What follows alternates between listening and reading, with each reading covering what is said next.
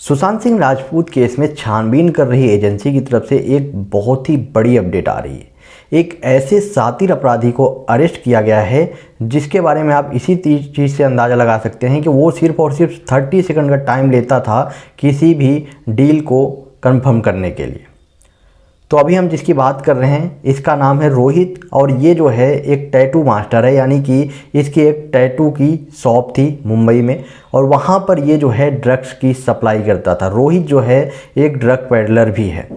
तो कल जो है अभी जो एक बड़ी अपडेट आ रही है एनसीबी के जो डायरेक्टर हैं समीर वानखेड़े द्वारा, उनके द्वारा जो अपडेट दी गई जिसमें बताया गया कि ये जो रोहित है वो सिर्फ और सिर्फ 30 सेकंड का टाइम लेता था, यानी कि 30 सेकंड किसी भी फ़ोन कॉल पे बात करना होता था, कोई भी माल की डिलीवरी करना होता था, कोई भी ड्रग्स का सप्लाई करना होता था, तो उसके लिए सिर्फ और सिर्फ ये 30 सेकंड यूज करता था। क्योंकि अगर 30 सेकंड से कम बात की जाए तो कोई भी एजेंसी जो है उसके कॉल को ट्रेस नहीं कर पाएगी, उसके नंबर को ट्रेस नहीं कर पाएगी, इसलिए वो ऐसा करता था। लेकिन इसमें भी उसकी ये बहुत बड़ी चूक थी जो कि एजेंसी के द्वारा बताया गया, जिसमें बताया गया कि वो जानबूझ के ये सारी चीज़ें करता था और जो ड्रग्स थे उसका कोडवर्ड था। मतलब कि किसी ई ड्रग्स का नाम पेपर होता था, किसी ड्रग्स का नाम दवाई होता था, तो किसी ड्रग्स का नाम कुछ और होता था। मतलब कि सिर्फ और सिर्फ कोड वर्ड में बात किया जाता था और सिर्फ 30 सेकंड का टाइम होता था।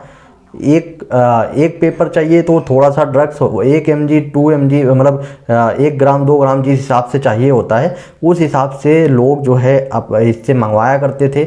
और ये सिर्फ और सिर्फ 30 सेकंड के अंदर अंदर वो पूरे के पूरे जो ड्रग्स होता था उसको लिखता था और उसके बाद उसका सप्लाई कर दिया जाता था, जिसकी वजह से इतने टाइम से ये बचा हुआ था। आज तक ये अरेस्ट नहीं हुआ, लेकिन एनसीबी के जो ऑफिसर हैं समीर वानखेड़े, उनके द्वारा बताया गया कि वो काफ़ी टाइम से बच रहा था, लेकिन कल जो है उसको छापेमारी करके अरेस्ट कर लिया गया।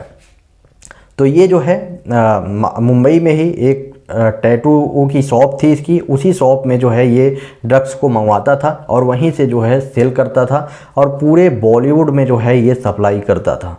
तो कहीं ना कहीं से एक बहुत ही बड़े और शातिर अपराधी को अरेस्ट किया गया है। और जिस हिसाब से महाराष्ट्र में अभी हालात चल रहे हैं जो कि घोटालेबाजी और सबसे ज़्यादा जो फिरौती मांगी जा रही है वो बहुत ही ज़्यादा शॉकिंग है। तो ये भी कोई छोटा चीज़ नहीं है कि ड्रग्स केस में भी जो शॉप है, जो कि टैटू की जिसके पास शॉप है, वो इतने बड़े बड़े कारनामे कर रहे हैं।